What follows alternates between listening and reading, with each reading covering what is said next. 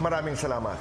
Mika, may mga ilang netizens question your authenticity, labeling you as fake, playing safe, and boring.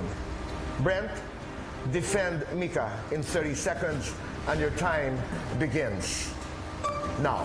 Having gone through so much way before PBB pa, Tito Boy, ang dami na pinagdaanan.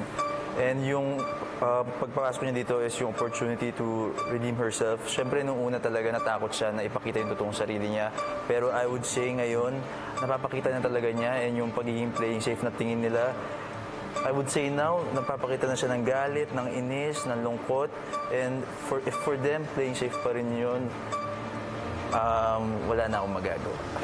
As someone na laging nakaka-receive ng hate comments, pag may taong nagtanggol sa'yo or nakita ka, sobrang ma-appreciate mo po yun. And kanina, lahat po ng sagot ni Brent is coming from someone na parang nakilala po talaga ako. Maraming salamat.